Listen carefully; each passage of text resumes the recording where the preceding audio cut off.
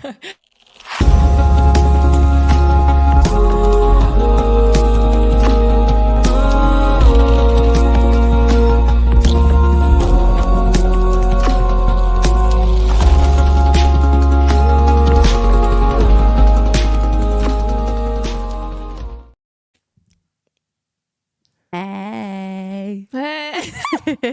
Hello. Welcome back. It is your two favorite people on the planet, besides your family, probably not really at all. But still, I'm still going to say we're number 1 and 2. We're number 1 and 2. Anyways, I'm going to try and look at the camera. I am an idiot and broke my nail and my monitor today. So I also put my laptop on full screen and it's far away from me and I'm blind. So I will not be. So Caitlin, you're going to be in charge of reading any nice comments. Okay, I'm so ready. Yeah, that's your task for today. I love having a job. Yeah, I love delegating. Anyways, that's your task. Again, for most of you that have been here before, you know that I'm moving in a couple weeks. So I was like trying to get some things organized. So I didn't feel like I was living in a pigsty for like the last 2 weeks I'm here. And my little monitor like fell flat, like straight forward on the thing. And I thought it was fine because it literally just tipped over and it was really dramatic and it is totally shattered somehow on the inside. Thank you for that. It literally looks like those apps, like where you can get like a completely shattered screen, like as your background to like trick people. That's what it looks like. Yeah. That is literally her TV. Really dramatic, really unnecessary. But it's fine. Not mad about it at all. Don't want to cry a little bit. It's fine. Everything's fine. Yeah, so if you guys want to hit the little subscribe button and make sure you're watching this video so I can buy a new monitor, that would be so good. It's dead. It's literally free just to hit subscribe, by the way. Does not charge you. It's free. It probably should, but it doesn't. Thumbs up the video. Yeah, this is all the content you're getting for free. So happy to have you guys here on this lovely Monday. It's a great day for Caitlin and I, as you know, the Nuggets and the Warriors both won their game 7s. Thank God. Because that could have been a really tragic weekend for me. That could have been a horrible Saturday to Sunday. Yeah, we would not be filming today, I don't think. I would be in mourning. I would be at the grave crying over the Warriors and Nuggets graves. Yeah, not gonna lie, Saturday was like objectively the coolest day of my life. Besides when we won the championship. I didn't think I could be so excited over literally demoralizing and forcing Ty Lue to have to bench James Harden and Kawhi Leonard in a fourth quarter. That was so sick. It was awesome. It was so good. Yes, it was. I'm on cloud 9 this weekend, but I know that both my teams are going to be tired because let's be honest. Boys. Yeah, let's be honest. Both of them were absolutely exhausting series. Both the Warriors and the Nuggets had very long series, very physical, very strenuous series. And now they both got one day off and they are back to it. Nuggets play today already. Yay, our reward. Yeah. We get to play OKC. Thank you. Not even 48 hours later. Yum, yum, yum, yum, yum. Eat it up. Just what I ordered. Get to play OKC second round. It's fine. That's how I feel about the Warriors with the Timberwolves too. We're going to go over our playoff predictions, especially now that there's only 4 series left currently. I know. Thank goodness. We can kind of dig into them a little bit. I don't think it's what I predicted. You know, I really did think the Lakers were going to win that one. Wolves look absolutely incredible. Like they look, I'm scared. Like they look phenomenal. Absolutely phenomenal. Even if like Nuggets somehow manage, to upset the seemingly unbeatable Thunder. If we have to play the Wolves, is that what again, do you like, do? Yay, you get to play Clippers, who were playing like the second best team in the NBA for the last half of the season. Okay, and now you get to play OKC, who played like the best team in the NBA for the entirety of the season. And then you get the Wolves, who decided that they just are going to play their best basketball now. Cool. It's absolutely tragic. And I just real quick, there is a guy here who I think Jeffrey's a Celtics fan, but lives in Colorado. He said he pushed back his 12 o'clock for this just to be here. We love you for that. That's the coolest thing I've ever heard. We will be talking Celtics Knicks. Don't you worry. We are going to talk first. We just wanted to go over the Cavs and Pacers game from yesterday. That was an insane game. I did not see Pacers stealing game one. They looked... First of all, this is going to be such a fun series, especially if you love offense. Like, they're both just like super fast paced teams. Like, they both love to play fast. So it's a really good matchup in my opinion in that way. And the Pacers like absolutely just looked so comfortable yesterday. Like, I always say, like, sometimes you can tell, like, even if a team's only down by 5, but they like don't look comfortable. That's kind of how it felt with the Nuggets in the first game against the Clippers. It's like we were scoring, but it looked really difficult. It didn't and everything feel like it. Yeah. And everything the Clippers were doing felt really easy, and that's exactly how I felt with this. The Cavs team was scoring, but it felt like Indiana was like on cruise control the whole game. Yeah. And I totally agree with that too, because like, not only, I mean, first of all, like you mentioned, like, this is going to be such a good series. I just think that like both of these teams have probably like 8 to 10 players that we might see play per game. Like, there's a lot of teams that have played like 11 players yesterday. I know. It's crazy. 11. I know. And so like, and that's on the road. That's what I'm saying is like, that's like the Pacers are such a good and deep team. And Evan Johnson said, can I just say this podcast is an excellent use of my AirPods, period. Evan, we're so proud. So grateful. But like, the Pacers are such a deep team. They have so many players that are playable, comfortable in these types of situations. And the Cavs, like, I feel like so many of those guys, like, at least all season, like, feel like they were made for a moment like this. And I feel like we're going to literally see, I mean, at least on the West Coast teams for the most part, you've got like 7 playable players on a couple of the teams, maybe 8 on the Timberwolves and OKC and stuff. OKC, I would say that they could have 2 playoff They have like teams 11. Yeah, they've got actually everyone on their roster. I got a white boy on my roster. He be feed me pasta. Yeah, you get it. But yes, I just think that like yesterday, the Pacers felt whole, and it almost felt, I know that Darius Garland has been out for a couple games already. They need him so bad. They need him so bad if they're going to win this series. They felt lost without him. Like, they did just fine without him in Miami, but that was Miami. This is a totally different team. Yeah, this is a totally different team and a whole team. And the Cavs just like seemed lost without him. Like, they were scoring and they were playing okay, but like you said, like, it didn't feel like they were ever like taking the game like into their own hands. And it was a home game. At first, I thought it was just going to be a battle because Donovan Mitchell came out looking to score early. I was like, oh, he's going off for like 60. And then Hallie was like 4 for 4 to start. I was like, Hallie got a shot back. Like, okay. And then Andrew Nembhard, obviously one of the best contracts in the NBA. I think he's literally making $2 million. He, in the last 6 in the past 6 games for the postseason, has now been shooting 57.1% from behind the arc. Absolutely insane. Andrew Nembhard, who should have been a Nugget, but we drafted Peyton Watson instead. Peyton Watson, I really love what you did the past 2 games, but you are no Andrew Nembhard. Anyway, so sorry to break that one for you, but you already knew that. He knew that. He knew that. He felt it in his soul. Donovan Mitchell came out early and then he made a 3 and it felt like a big 3. It felt like he was like going for 60 and then he like missed, I think 10 consecutive threes.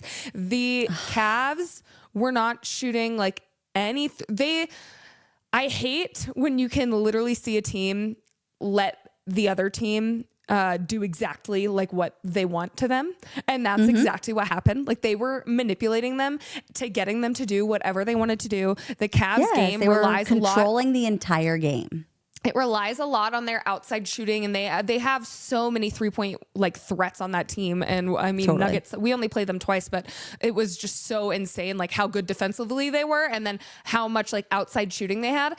And they had, I like wish I had written this down, but their points in the paint yesterday were the most all season. So they let the Pacers completely dictate their game.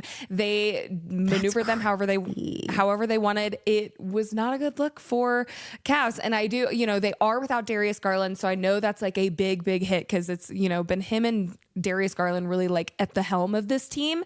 But they have to have him. Like, I don't see them losing. I'm assuming they play tomorrow. I don't see them losing game 2 at home, but for the Pacers to come in and be as such a young team, like be ready for the moment, even though it's game 1, they looked confident. Tyrese Halliburton, I think, had 13 or 14 assists. He was incredible playmaking for everybody. He had 13. Setting the table. I love to watch it. It was really, his shot is the ugliest thing I've ever seen, but he is a really fun point guard to watch. Yeah, it's so ugly. He did great. It's such an ugly shot. Yeah, if you didn't know, Caitlin and Tyrese Halliburton shoot the same, but one thing that Tyrese Halliburton is not is crippled. So true. And I am, unfortunately. But I try not to tell people that. What does that say for him?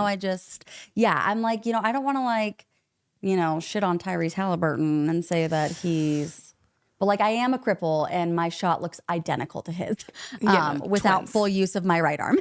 But tragic. Yours is kind of money too. So you know what? Me and Tyrese, we get it. There's something about that shot. Something about that wrist. Yeah, exactly. I love when people tweet about it too. It's like everyone forgets until they watch again, and you're like, "What? I know. Is that? Like, what is that? Why are we doing that?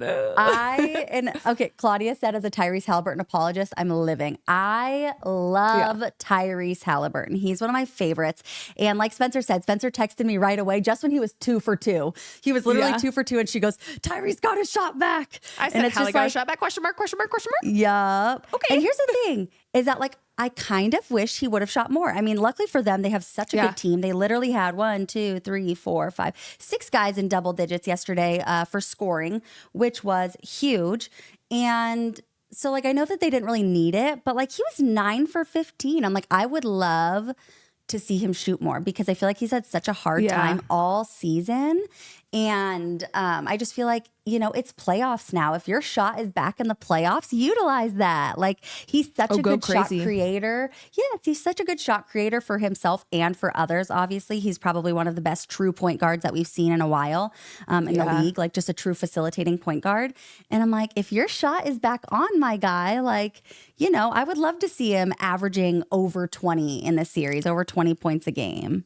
You know what I also just saw when I was looking at stats from yesterday is that the Pacers had 16 turnovers to Cavs 7 and still beat them I know. By and 9. a lot of it. That's crazy. And I'm going to say this because like I feel like I'm always highly impressed by both of these defenses even. Like I just feel like the Pacers always have such like a fast defense. They've got a lot of great like POA defenders, a lot of good one-on-one defenders. You got fast guys that understand defense. Like they're just everywhere. And then the Cavs, they've got great rim protectors. They've, overall they've got that double big defense. with Evan Mobley and Jarrett Allen. Yes. They've got real good size. Exactly. And so like both of these teams, I'm always really impressed by them defensively, but I feel like the Cavs almost came up a little flat. They forced a lot of turnovers, obviously. They had they had 22 points off turnovers. Yes, and that was really big for them, but like I feel like didn't Jarrett Allen get hurt at some point? Maybe he did, maybe he didn't, but I thought he did. But he is normally like their big rim protector. And same with Evan Mobley. I mean, Evan Mobley, depoy. But I feel like the Pacers like out defended them by quite a bit. And I'm trying to, my fingers don't work. I'm trying to find their game from Sunday. Okay. So this is literally like Hallie had 1 steal, 3 blocks. Hallie with 3 blocks. Why does Hallie have 3 blocks? How does Hallie have 3 blocks? How is that? How is that? That wasn't good for you, Tyrese. Go Tyrese, okay? And then you have he took that. He took that anonymous player poll seriously. Yeah, I blame y'all. Did. And I'm pointing at all of you NBA players that will never watch this show. I'm pointing at you. Shake my finger. Wag it. Period. He tweeted after and I'm sure most of you saw this, but he tweeted after their last series, and he said, "Overrate that." And I said, "Overrate that." Period.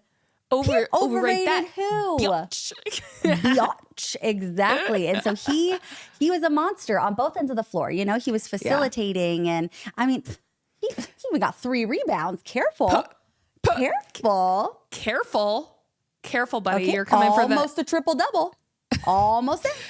Triple double watch. Yeah, he was so funny in his post game too. I love how he said he feels like the point guard position is a lot like being a mom. You're like taking care of everyone, setting the table. I loved how he said that, because it's so like I love those.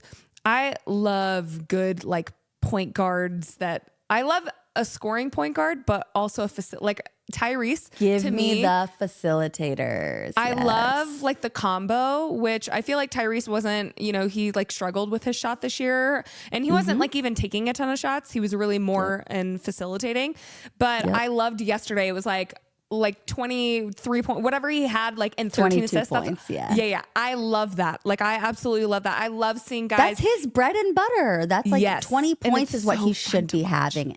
Yes. I totally agree. And so I think, and I said this because there were a lot of people, and I love the Cavs. I love this Cavs team. I believe in this Cavs team.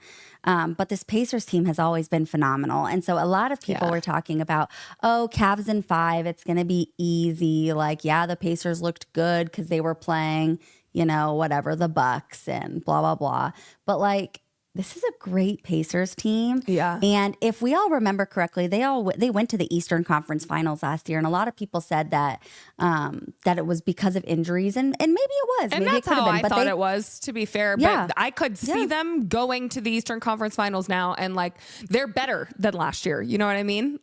Yeah. No, I totally agree. And they are better than last year. I feel like everyone has kind of like found their place. They mostly have the same team. They're similar to the Celtics in the fact that they kept most of their same roster, if not all of it.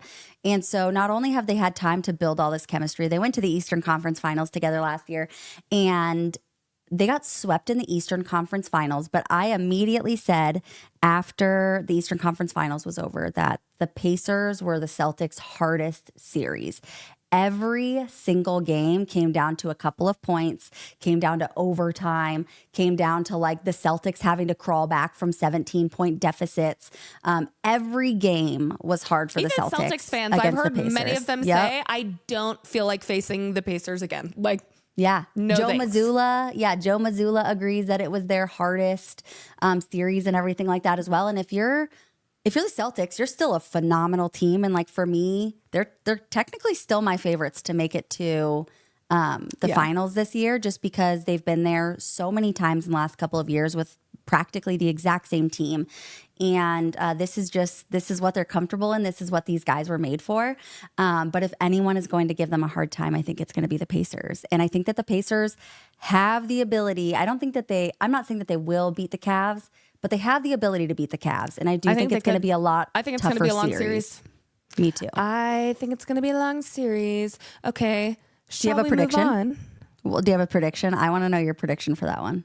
For Celtic or for Cavs Pacers. I feel like for me it's always so hard because I always want to see game 2s, because like game 1 I feel is like the feeling out game, and game 2 is like you really get to highlight what coaches are made of, in my opinion, because you see how they adjust rotations, how how they do different, defensively, and different schemes they throw out there, different matchups. And I don't know if the Cavs don't get Darius Garland back, I would do Pacers in 6.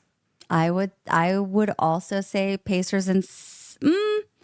I'll say Pacers in 6 if Darius Garland does not come back. I saw a lot of people say that if it was, or not a lot of people, I saw someone say that if it was regular season, the injury that Darius Garland has would put him out for a couple of weeks at least.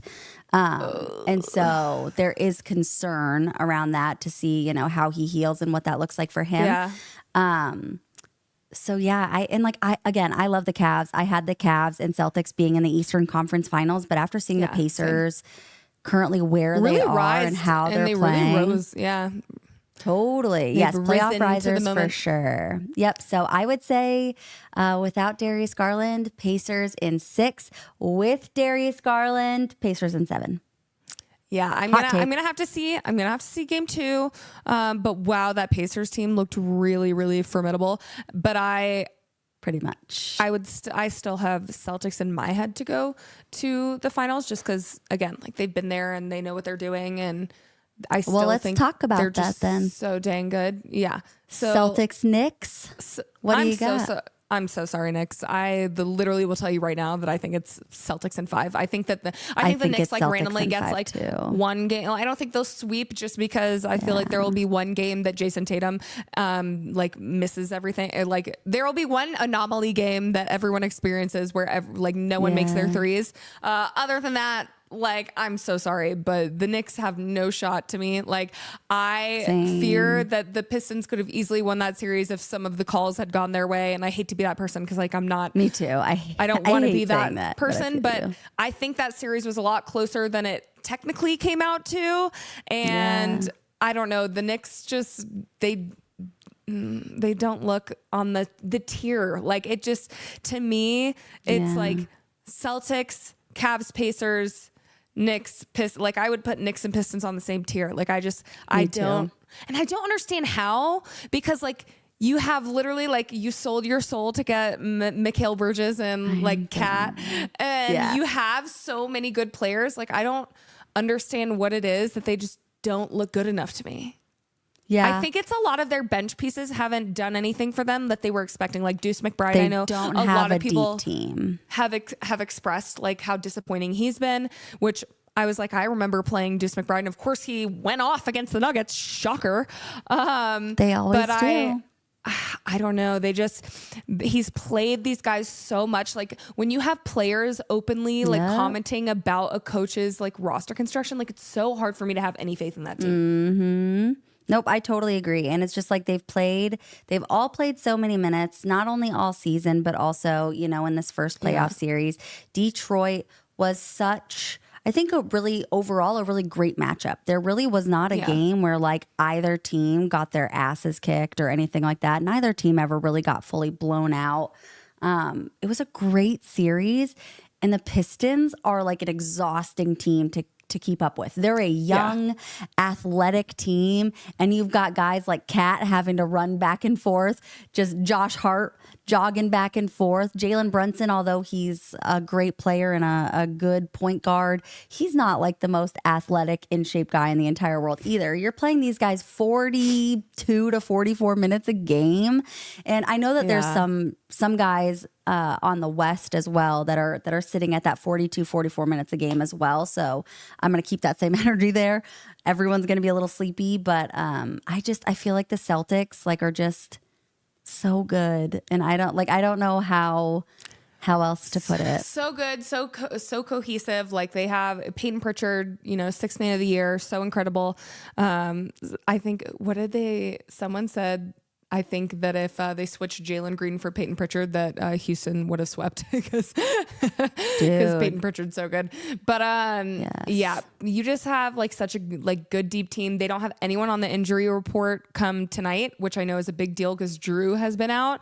You know, Drew Holiday. They got all their guys back. Incredible defender, and I don't know. I don't see the Knicks putting, and which sucks because Cat has arguably had one of his best seasons. Like he's been playing incredibly. I think it has been his best season. Jalen Brunson, he's been phenomenal, clutch player of the year, and like Josh Hart is such a great player. So I don't know what it is, but it's like they just can't. They're not there yet. Yeah, and it's not even like, because like that's what's crazy is that they were the 3rd seed, and I think that they are the 3rd seed. I think that that's totally fair in the East. In the East, yes, that's what I'm saying. I think that's totally fair in the East. But I still just think that even the Pacers are like a little tier above them. Yeah. And then you have like the Cavs and Celtics. Yeah. And then you have the Cavs and Celtics who are just kind of a tier of their own. I think that the Pacers have really pushed themselves so far in the postseason to kind of being close to that Celtics Cavs. Like they're going to give either team a hard time. But I just think that like the Celtics, like you said, like they're just such a deep team. They're such a whole team. They've got great team chemistry. You have psychopath Joe Mazzulla ready to be a psychopath. Did you see the butt? Did you see what he said that after they lost to the Warriors in the 22 finals, he went on like an 8-day trip in the jungle? I was like, that's the most Joe Mazzulla thing I've ever heard. He's literally insane in the coolest way. I went to go find myself by living with tigers on the lam. You know, like whatever they say. He's like, I had to learn what true predators looked like in the wild.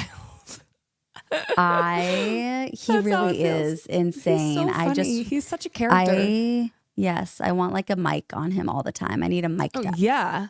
I want to know what he's like outside of coaching. Like what's he like in his home? Yeah, like when Joe is just chilling, I want to hang out with that guy. I would love to pick Joe Mazzulla's brain. I imagine him like, I think like he opens his fridge and he's just got like an entire shelf full of like whole turkey legs from like the Renaissance Festival. And I think he just like picks one up in the morning and just like, you know, just starts eating them. And that's how he lives his life, is just turkey leg to turkey leg. I see him more as like a guy with like rows of kombucha and like. Oh, you see him as. Yeah. That makes sense. No. I need to. I really want to be friends with this guy so bad.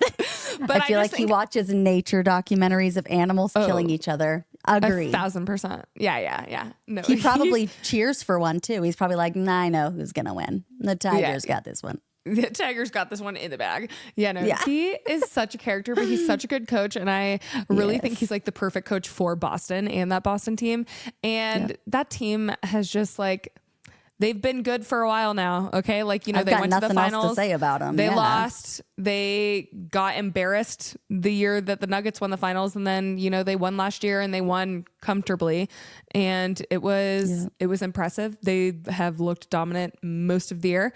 And I don't think the Knicks have anything for them. Yeah. I mean, this is like their 4th or 5th year in a row, like being contenders, like being kind of like favorites for a lot of people to still win, to still get to the finals.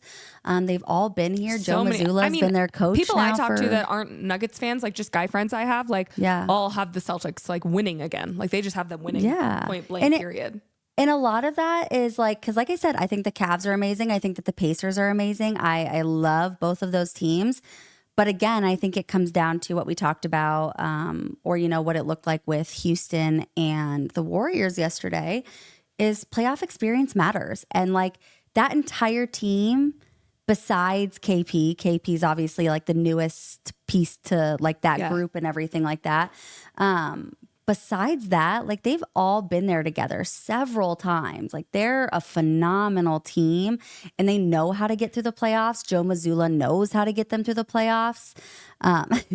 What did Claudia say? Celtics repeating would be an affront to me personally. What does that mean, Claudia? I'm bad with words. That means it would be a personal attack on her, basically. Oh, Claudia, I'm so sorry if that happens. I saw that you're kind of a Knicks fan, and that would be painful. I'm so sorry. That would be rough. Anyway, I'm so sorry, but I have to. Best of luck to you. Best of luck to you. Still Celtics in 5. So sorry. Anyway, moving on. Moving on to the most interesting series, I think, or could potentially be one of the most interesting series, is OKC versus the Denver Nuggets. Oh. All right, guys. It's going to be interesting because if you didn't know, I'm not ready. Denver just played less than 48 hours ago in a game 7 where they absolutely dominated. The Clippers looked like they had never seen a zone before. We pulled out the good old 3-2 zone and they couldn't get their offense going for shit. Which like is embarrassing because like when have the Nuggets ever done well playing in a zone defense? Playing in zone defense. Yeah. I'm like, you're losing to the Nuggets in zone. Like Clippers. Not only you guys did are gonna lose, you lost to David Adelman. Ty Lue, you lost to David Adelman. And Clippers, you lost to the Nuggets playing zone. and I just like also think it's kind of crazy because I'm gonna say it, and I know that like Jokic was not bad by any means. He was bad by Jokic standards. He was not. Yes. He was not playing normal. He played like Jokic an average basketball. A normal, decent player.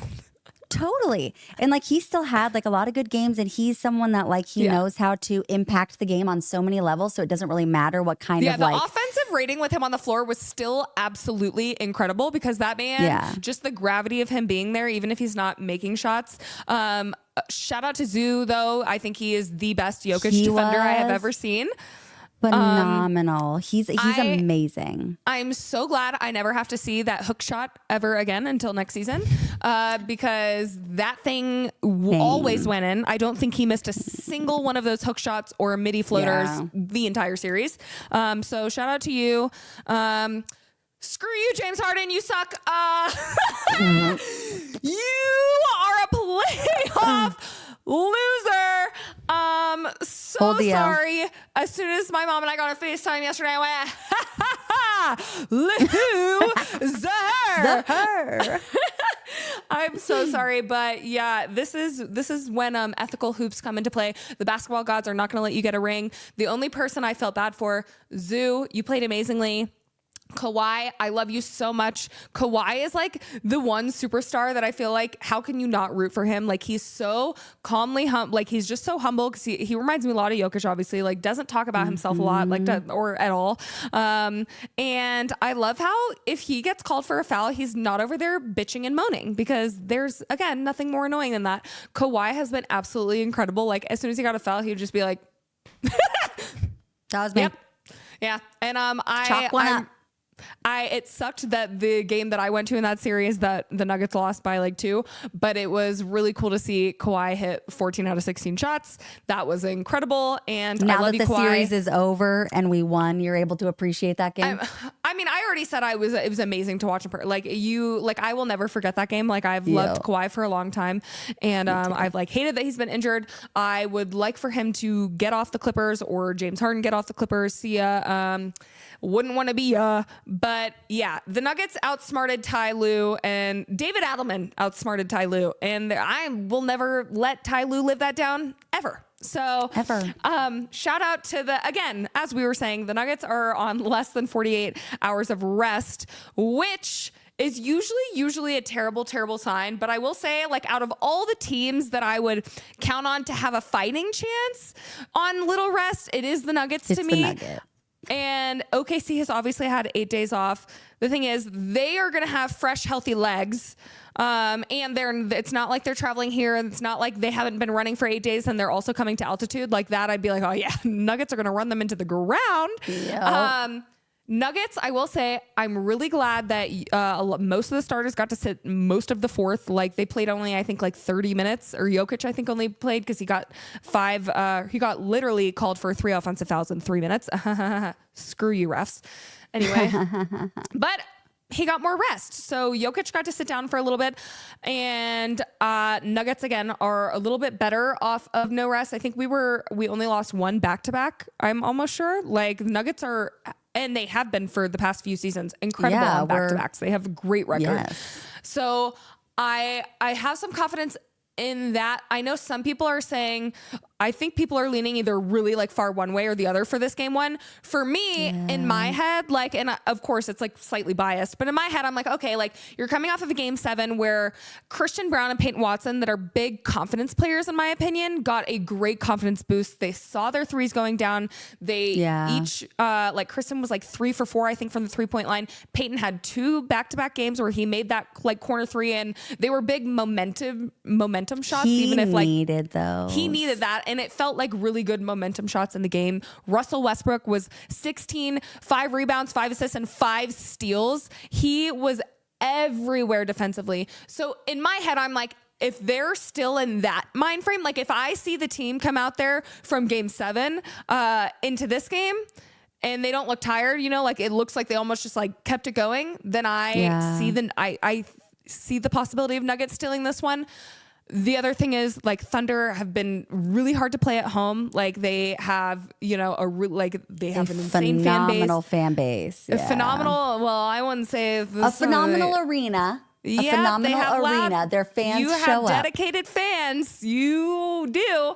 And again, they got to rest. So it's like, it's either the Nuggets come out and they look tired and OKC looks rested, or the OKC looks a little rusty because they haven't played in 8 days, and Nuggets look like they've just kind of kept the intensity going. So that's kind of how I'm seeing this game one going. I don't know how you feel about tonight. Yes. Yep. Well, real quick, Snow Wolf, I do have the right jersey on today. We're so happy to have you. Go Nuggets. I was like, I could wear my Warriors stuff. Warriors did win yesterday, but it's Nuggets game day. It's Nuggets all today. That's what's going on.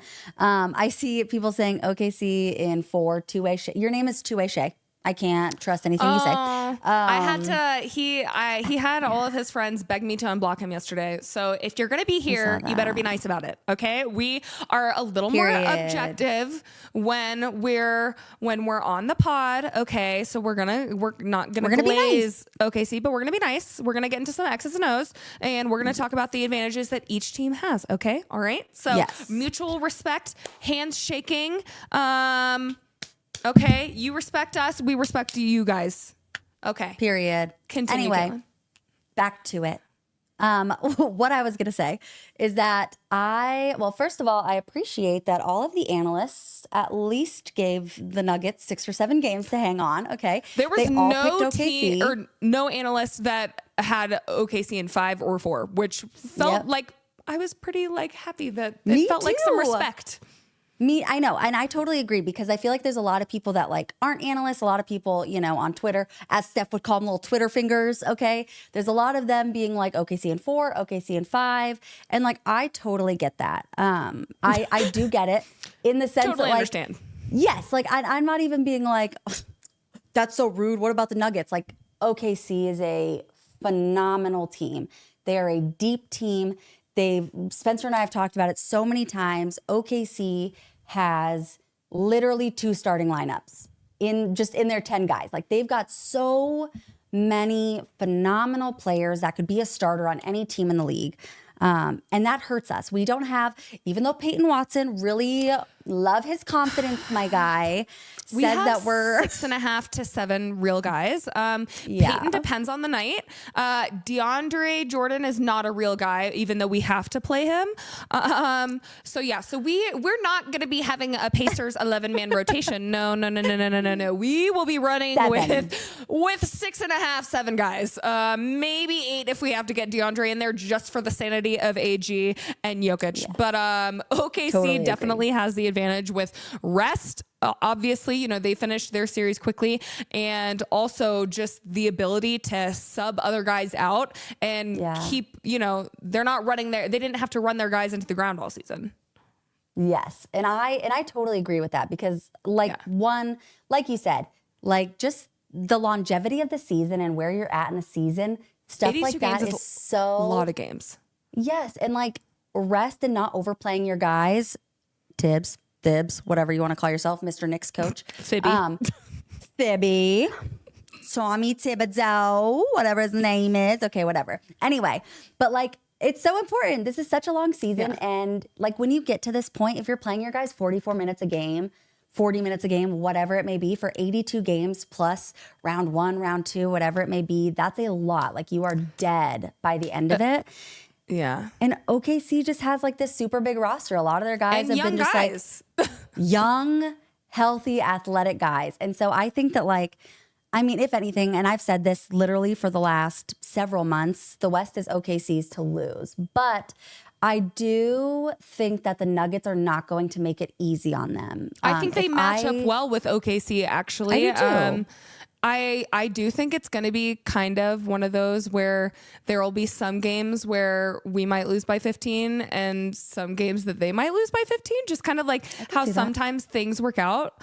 But the odds, again, are against us for tonight, especially. I was listening to Matt Moore on Locked On Nuggets give some of these stats. So thank you, Matt Moore, for doing some research. But Matt. teams that are coming off a 7-game series against a team with more than 4 days rest are 4-19 since 2003. And on the road, regardless of rest, is they're 11-28. So by no means am I like, yeah, Nuggets are so winning tonight. Like, I think it's going to be really, really tough, obviously. And the odds are very, very much stacked against us. I think Denver needs to win at least one of the 2 starting series. Like, I can't see them crawling out of a hole that's 0-2.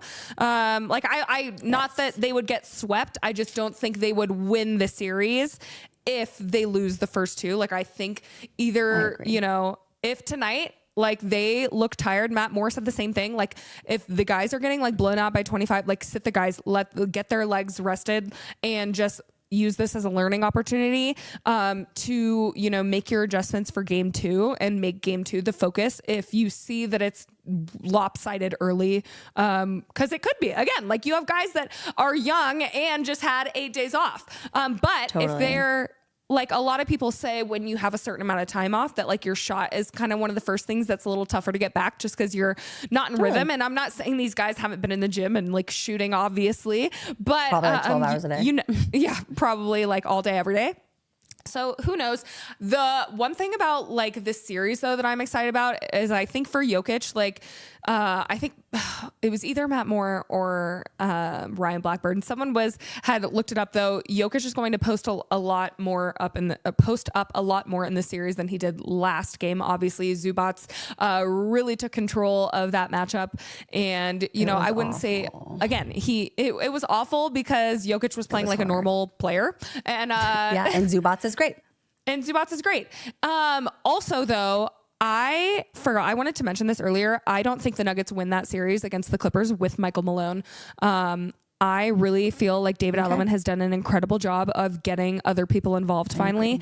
And I just think Michael Malone was way, way too Jokic centric, which don't we all want to be? Like, he's a security blanket, but it was to the detriment of the team because no one had confidence. No one else was touching the ball. Like, it had to go through Jokic first. So if they were triple teaming, everyone acted like they had never played basketball before. And I feel like the Nuggets are cooking like at the right time. Like, other guys have gotten their confidence, like our young guys. And, especially that. And I just think like Jokic is going to post up like a lot more against Isaiah Hartenstein. Obviously, I don't know if they're going to have Chet on AG or MPJ first. Interesting. I'm assuming MPJ, like, just because of the length. Like, I'm assuming AG is going to be on J-Dub, but because I just can't imagine.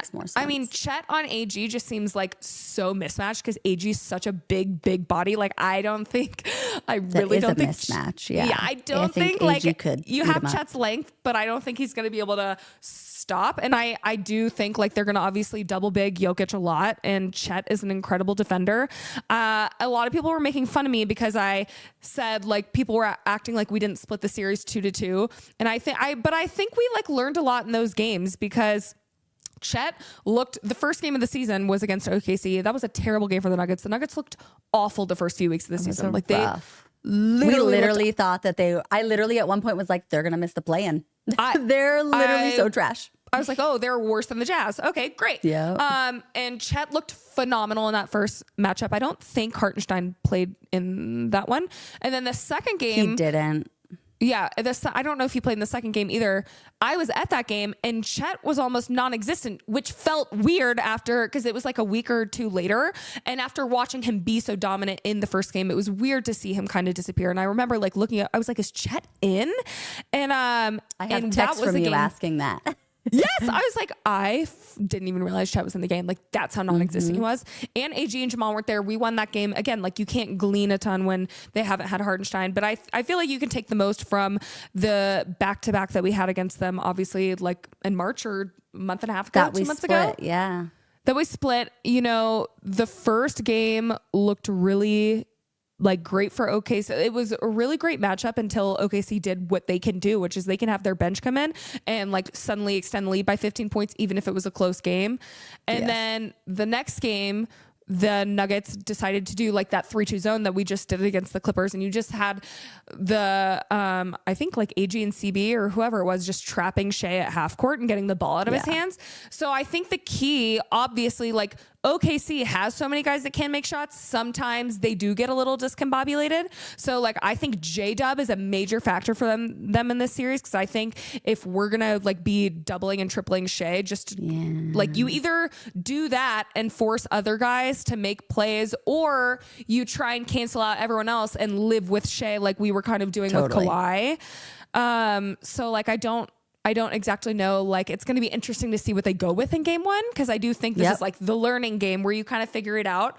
And then the other like thing that OKC is so amazing with is obviously turning the ball over. Like they are, I think, like first in forced turnovers. Like you have amazing POA defenders, amazing rim protection. Defenders in the league. I mean, like I think Lou Dort, please, I swear to God, if you take anyone out, if you go for Michael Porter Jr.'s shoulder, I will go for your neck. Anyway, I think Lou Dort's obviously going to be on Jamal.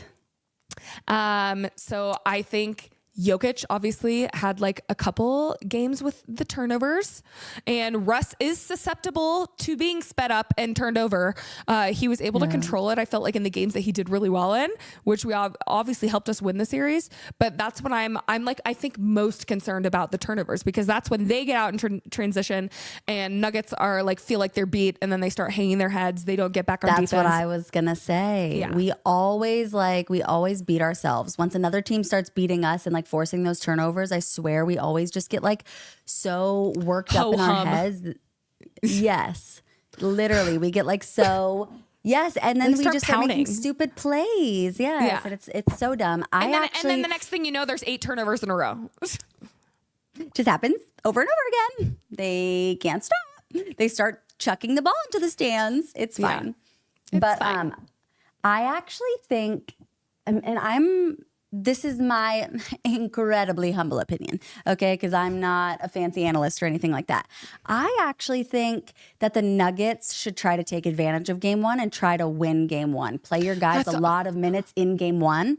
Because I just think that like, I do too. I think that if we're going to take one of the two, it should be game one, because we are in rhythm. They are quote unquote rusty. I think that like they're just such a young athletic team. I don't think they're going to be as rusty as other teams would be.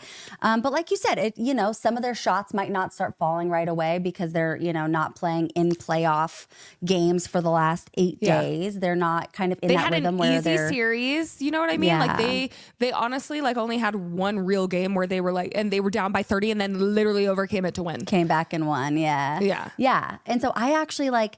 I'm kind of on the stance where like I would let everyone go to work in game one, because if you're going to steal one, let it be game one. Yes, it's at home, but it's the very first game of the series. Like we're coming off of a really hard 7-game series. Jokic, I think, knows that he really wants this. And I know that he wants this. And I think that he's going to play like he wants this, because he knows that this is a huge matchup. Like he knows what is at stake with this matchup and what this looks like for them. You have the younger guys that fell into rhythm towards the end of the Clippers series. So I think that we can maybe hopefully rely on them a little bit more. Maybe David Adelman will give them a few extra minutes, but I would really love to see us just go crazy in game one. I mean, someone's try be so left hard open. To pull that. Yeah. Someone's going to be left open. And I did not know this stat either. Apparently the Thunder give up the most 3-pointers, but the least 3-point percentage, because they're a great closeout team. Obviously they have great POA, great perimeter defenders, but it was guys weren't making their shots. And so like you have to know, and this is like what they were talking about in the Locked On Nuggets show, like you have to know that not every team's going to miss all those shots. Like if you're giving up a ton of, so I think that it's going to be really important that Jokic like doesn't skip over a lot of those threes that he was like, leaning, shying away from. He was giving a lot of them up when he shouldn't have been. And I wish he didn't. And then it would like become a turnover because Zubats would like swat the ball out of his hand. Yeah. But same with like, I want to see Jamal Murray taking the game that he did amazing and had like 43 points or whatever. He took 14 threes. And I think the next game he only shot 5. Like Jamal Murray has a beautiful shot. I love Jamal Murray's shot. Like I think he is great beyond the arc. I don't know why he passes up a lot of threes. I think the struggle for him this series is Lou Dort's going to defend him. Obviously, like they both like played for Team Canada, so you like these guys know each other, and the key is going to be like the Jokic screens, the CB screens, like which the Nuggets are really good at screening, but the key is going to be able to get Jamal to shake loose of Lou Dort and get in his rhythm, and I think he was like wishy-washy this last series. Like there were some games that he was like getting separation, which again, he's not Shea. He's not super fast. He's not going to beat you off the dribble all the time. So I think he does look good though, like health wise, that I think I've seen him like since the playoffs and like the bubble even maybe. So I think that's going to be the key, is really for him like to get cooking, get separation, take care of the ball. I think like CB and Peyton Watson are going to have to knock in Russ. Like if Russ is making the three, like he shot 42% last series. If they're going to leave Russ wide open, which again, like Russ making those shots helps our spacing, because like you're going to need like 2 guys on Jokic, and then Aaron Gordon's shooting like 43% from like this. Yeah. We just need those guys to play as they've been playing. And luckily they were finally figuring out defense in the last, they weren't perfect the whole series. It felt like they had to immediately come out physically, and Christian Brown had to set that tone like right away, or the game was lost, and like we weren't gonna pick it up. So I think there's a lot of things that can go wrong or right for the Nuggets. Like, if they leave those guys open, but they're not making those shots, then, we're screwed. And you're going to have Case and Wallace come in and Alex Caruso. You're going to have like their second string come in Wiggins and beat the crap out of our bench unit. But I think it was so important to have that 7-game series, to have like CB is a super rhythm. Like he needed to see those threes go in. I was going to say he needs to see the ball go in and needs to see himself get those stops on defense. Before he takes it. Because because before you'd watch him all season and he would like go up and then hesitate. Now, like he's just got to let it fly. Like he's got to, like all of the guys really just need to let it fly. Catch and shoot, my guy. Yep. Catch and shoot, besties. But, on the other hand, like Shea wasn't having a good series in the last thing, but they were using everyone else to beat them. So I think you have to figure out your sweet spot, where it's like, do you trap Shea and see if the others can keep it up? I mean, I don't think the Grizzlies were an opponent of like anything. For sure. So. Unfortunately, I totally agree. Poor Grizzlies. I think that if you're the Nuggets, at least what I would do, and I mean, I am not a coach for a reason, so no one quote me or yell, okay? But like if I were them, I would focus on defending the rest of the team and live with Shea shots. And the reason that I would live with Shea shots is because if you're doing things like trapping him, which they should, I think at certain points they should.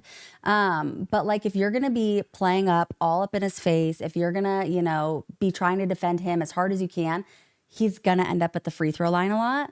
And so I think that if you can live with Shea shots, and you can live with guys sagging off of Shea and kind of just like letting him do it, like if you can cut off the passing lanes, like that's so key. Like when they were trapping him at half, like he couldn't even like get anywhere to throw the ball.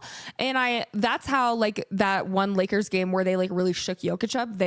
To be fair, they had 3 guys on him and no one else would make their shots, but they cut off the passing lanes, and you don't allow anyone else to play make, and then no one else is able to make those shots. So if you just force him to like have a solo game, sure, by all means. Like as long as Chet isn't going off, as long as J-Dub isn't going off, like I think cutting off J-Dub is like a big thing, because I was actually interested because it felt like he can get going.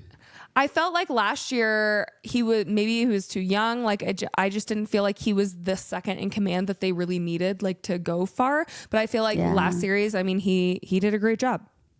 He's phenomenal. He's just like, he's such a good player. And like the way that I have compared them in the past, SGA and J-Dub, is they remind me a lot of Jason Tatum and Jaylen Brown. And I've said that before, just like where one of them can be the better one for the night. Exactly. Yeah. Like if SGA's shot is off, J-Dub can come in and he can be the scorer for the night. And SGA, those are the nights where SGA gets 8-9 assists. And those are the times where he's kind of working on facilitating because he knows his shot's not falling. But I think that if the Nuggets, because I feel like OKC as a whole is not favored by refs. It's really just SGA. I feel like they give him a soft whistle in the sense that they protect him a lot.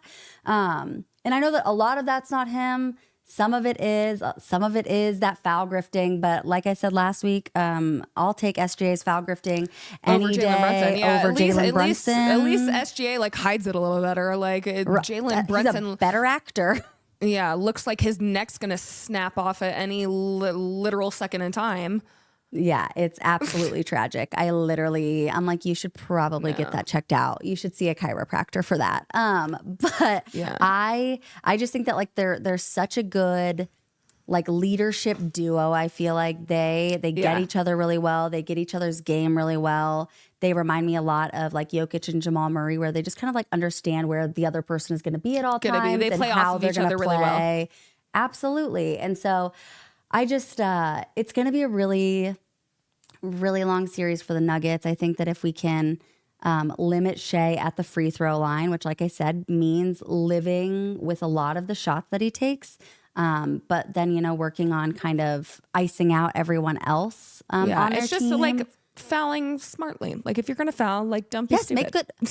Make smart fouls. Totally. Like I always say or whatever, and it might look crazy, but like the fouls where like you have a guy running in transition and stuff like that, and you sprint up to him and you hit his arm on purpose so that he misses the ball. Like I know it looks stupid and it looks egregious and it's obnoxious, but like that's a good foul to be. It would have been an and one either way because you were getting all up in his grill. Yeah, I think CB has grown a lot defensively, and even from like just that last series, like when you're guarding someone like James Harden, who's like been around, and he is an incredible basketball player. Like him and Kawhi, like I think Christian Braun learned a lot, and I do think he's smart in that way that he really learns as he goes.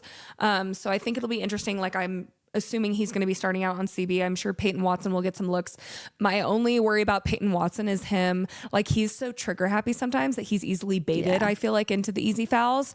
Same with like, that's like why like Zeke Naji is not playable. Like SGA would eat Zeke Naji up.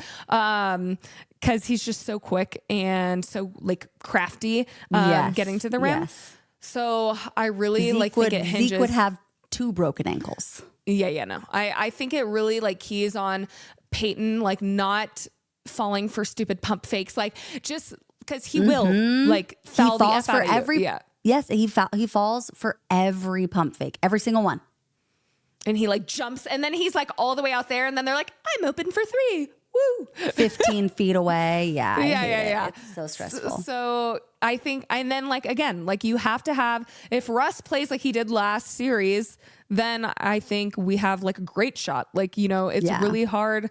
But Russ plays so hard like that. My favorite sequence, 2 of my favorite plays that he had in game 7 was him literally getting like a pick 6, like when we had turned the ball over, running back and getting like that pick 6. And then also like him just being active, and those 50-50 balls are so important. And I was so frustrated because it felt like the Nuggets were not rebounding, didn't care about 50-50 balls. Like there would be 5 of the opponent players like during the season in the paint, and like they just didn't care about rebounds. One of us, like, maybe. Well, maybe, but it's like it'll be CB. Yeah. And so like when Russ missed that free throw and just went in for the like just the easy floater, putback, huge. Like you have like all these young guys that have so much energy and they are so good on the offensive and defensive end that you have to match that, and it sucks. You're going to be tired, but you're not going to win if you're not chasing those 50-50 balls. Like they're going to try and get you in transition. They're going to try and run you into the ground. Like they know you're tired. Like they obviously, I'm sure they're going to come out and try and speed the pace up immediately. So you've really just got to not let them do to us tonight, like in the whole series, but what the Pacers were able to do with the Cavs, which is get you where exactly right where they want you, is like what I think the big thing tonight's going to be. Where they control the whole game. They control how you play your game, and that screws with you for sure. I totally agree. My prediction. Do you want to do our predictions real quick before we chit chat real quick about the mine Warriors? On the internet. You already did. You're so cool. Okay. If I'm being like an ultra optimist, Nuggets in 7. If I'm being a realist, I fear it's OKC in 6. But I would love. You disgust me because I will never root against my team actively. I would literally never do that ever. Anyway, I didn't root against them. You just said you picked someone else. That's not rooting against them. Well, you picked someone else. I could never actively choose against my team. I said Nuggets in 7. Anyway, I choose Nuggets in 7. As I said, I think, again, I'm hinging a little hope on the fact that they're playing like probably the best ball they played all season right now, which is when you need to play it. I feel a little more confident with David Adelman at the helm, which I know everyone was like, you fired your coach. Like, you guys are screwed. Can you see me? I feel, yes. Oh. Did you go away? I can't see you. Oh. My laptop was gone.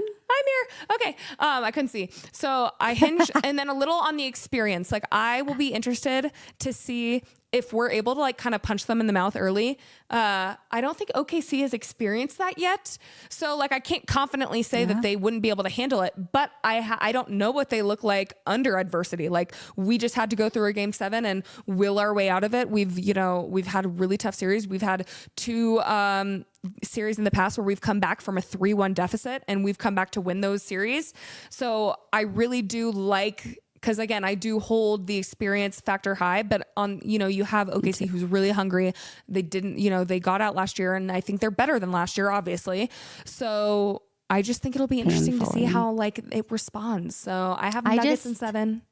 I'm with you on that. I just think that like I feel like it's going to be really interesting to see if young, hungry, regular season, like masterclass or championship experience, veteran, experience, like what ends up taking over. But I don't think they're that really the series, mentally tough. I think this Nuggets team is very mentally you have Michael Porter Jr. playing with one arm. Like they're not quitting this year, which feels really good. They easily could have, and it felt kind of like they were going to after game 3 with the Clippers. And then they had one good game and they said, no, we're winning this. So it felt really good. But I think that's all I have on them. I felt like I was very nice to both teams. You did great. I think you did wonderful. It's really agree. hard. Thank you. I know. Trust me. I feel it. It's hard for me. When don't they announce MVP this week too? I just think that we're so. I think it's really effed up that they're going to do that during the Nuggets while they're playing each other. Yeah. But, like you could tell that Jokic actually kind of cared about this one because he's literally like having his greatest season ever. And he's like, WTF, like, I don't even care I'm doing so good. But he's like, how do you not give it to me? Like, if you gave it to me for these other reasons. So I think if they give Shea the MVP or whatever, like during one of the games, like Jokic actually might go off for like 100 and is like, screw you. He might literally have a Wilt Chamberlain triple double, 100-point triple double. He might do it himself. He might go the 50, 20, 30. I don't know. Yeah, he might go crazy. Moving on, we probably don't have I have like 10 more minutes before I have to go. So let's talk about your Warriors and Wolves, because the Wolves look really freaking scary right now. The Wolves look absolutely incredible. They really whooped the Lakers, and people, aka the ESPN LA, had the Lakers sweeping them. Lakers in 5, like Lakers in 6. No one chose the Wolves, not one team or not one analyst, and they showed up and showed out. Wolves in 5. They ate them up. Yeah. And so, I mean, I think that this is going to be an even harder series for the Warriors than it was, or than Houston was for them. Because I feel like, I It was know. almost Well, embarrassing that the Warriors allowed it to go to 7 games. I'm not surprised at all. I mean, Fred VanVleet was literally shooting like 80% from 3. Like, what are you gonna do when Fred Van? How often does he do that? He doesn't. Like in the regular season, Houston fans were literally like, "Get this Fred guy off my team. Yeah, no, literally. He's ass. He's averaging like 12 points a game." And then he comes out and literally makes like 27 threes in 3 games. Like what are you going to do? Like, it's like when Steph Curry gets 14 threes in a game. What are you going to do? Nothing. It's when Kawhi Leonard shoots 14 of 16 from the field, you do nothing. Yes. And I think that Draymond is literally just like seizing Chomping at the bit. to go up against Rudy Gobert. I think Ant said he wanted Warriors. He said, "I want Warriors," because Draymond talks so much shit. So Ant likes to talk shit. So, oh yeah, it's going to be another super chippy series. Also, who would have thought, real quick, that Pat Spencer would have been the only ejection in last series? Who would have thought? Not me. That was comical. Absolutely Hilarious. Incredible. Yes, and Draymond was like, he was so proud. Tears in my eyes. So proud. Yeah, how many fights are we going to get this series? That's a great question, Claudia. I am hoping for another like Draymond choke out of Rudy Gobert. I need a new Draymond profile picture. Yeah, probably. So you should probably not want that to happen. Whatever. Okay, listen. Whatever. It's fine. I think that Steph had a really, really crappy series last series. I think that he's going to look at coming out and getting hot. I think his team, while he ended most games okay, he started off so rusty every single game. Yeah. The Wolves look literally incredible. They are athletic. They are fast. They're smart. They're big. Yes, which is a problem for us. They've technically got 3 giant dudes between Naz Reid, Julius Randle, and Rudy Gobert. And we've got Draymond Green, Mr. 6, almost 7, as our center. He's like 6 and a half. So I think that the Warriors, so good defensively, though. Seriously, though, I mean that's literally going to be the only thing that helps us. I think that literally, yes, Draymond does have some issues up there. He's an angry guy, he's got a little therapy that he needs. But I think that Draymond needs to be acting like he's Depoy. I think that he needs to put that in his head again. Pretend to be Depoy, because there's a lot of really great offensive pieces that they're going to need him to go crazy on. I also think that they're going to have to try and live with Ant. Who do you have? Who's going to be guarding Ant? Pods? Probably. They might put Steph on Pods him. is like your fastest defender, isn't he? But he is. Yes, he's the fastest defender, and he's the best when it comes to taking charges. He's tied for the 3rd most charges taken in the league. And so someone like him, Ant does drive a lot when his three's not falling. And so if Pods is able to be on him and keep up with him and get ahead of him and take charges, that's going to be a very big shift for the Warriors, something that they really need. And they're going to have to play Kevon Looney. Steve Kerr is going to have to be comfortable playing Kevon Looney and Jonathan Kuminga. Moody, I think, is gone after this season, by the way. I know. Well, I totally think he's gone next season. I don't think there's any way. He wants a max contract, and he's not a max contract player. And I think that there's rebuilding he's teams. Not getting it. I hope he knows after last series he's not getting a max contract anywhere. So I don't know. He doesn't care. Okay. No, Jimmy he's Butler.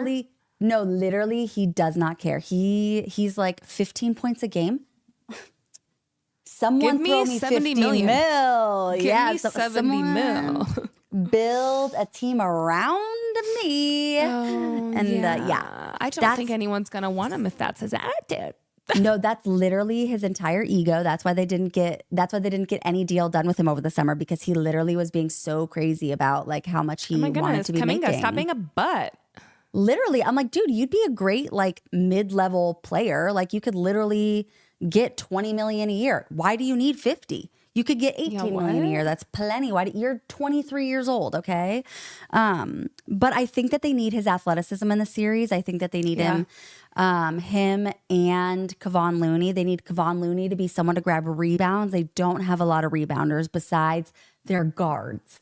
Pods is like one of their best rebounders. And so you need someone like Kevon Looney, who maybe isn't super athletic, but is phenomenal at grabbing boards, offensive and defensive. And then you've got to use, Kuminga to get above the rim. You've got a lot of tall guys. You got a lot of big guys. Kuminga's not super tall. I think he's like 6'6" or 6'5", but he's got hops like an MFer. So like, I feel like you've got to play. Too.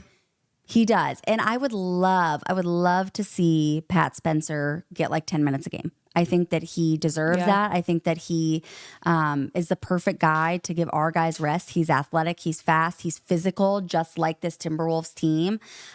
Same with Guy Santos. I think that the Warriors need to be. I think Steve Kerr needs to adjust his rotations a little bit. I know that he likes how he does things. He is stubborn. He likes to keep things the same way. Optimistically, if I'm being super optimistic because I love my team, I've got Warriors in 7. Here we go. Warriors and Nuggets, Western Conference Finals. That's what I would love. Okay. But if I'm being like objective and honest, pessimistic, whatever it may be, I think that it could be Timberwolves in 7. I think it's going to be another long series, though. I think that the Warriors. I have like Wolves in 5. I believe that, but only that's contingent on Jaden McDaniels continuing to do what Jaden McDaniels did to the Lakers, and also Dante DiVincenzo having his shot, like keeping it. So but you do have much more experience, and you obviously kind of have a center. I mean, Draymond Green is obviously better than Jackson Hayes. Sure. But yeah, I worry. And if Rudy plays like he did, like, I don't know, they were playing out of their minds last series. So we'll see if that continues. But if they're playing like that, man, I have the Wolves like going to the finals, because like, damn. Literally, it's terrifying. So I think it just kind of depends on how the Warriors can disrupt them. So I'm really excited to see this series as well. It's going to be interesting. I think that both of these Western Conference series are going to be very good and very tiring and very, very exhausting on my brain, on my little brain. I feel that hardcore. Yeah. You ready, cutie? Yeah, I gotta go back to work. Me too. I've had so much fun yapping with you all. I gotta this afternoon. There it is. If you missed the beginning, Spencer broke her monitor because I'm a loser. Whole thing. Yeah, the whole thing is shattered. It looks tragic. It is. Okay, well, we love you. We're so glad that you're here and you came to join us. How many do we have in the chat right now? 632. We love you all. Make sure to subscribe on YouTube if you haven't already. Follow us on all of the things. We hit 1,700 on Twitter. That's so cool. That's so cool. So thanks, we love you guys. Thanks so much for joining in. We're trying to be objective. It's really hard for me. Okay. It's hard when you have teams you love. Okay. But we try. And I have to go pick up the keys for my new apartment on Friday. So we will probably be coming back at you on a Thursday with a little update once we have some game 1 and game 2s completed, which is going to be fun. Yay. I can't wait. Thanks for being here, guys. We're so happy to be here. So happy that you're here.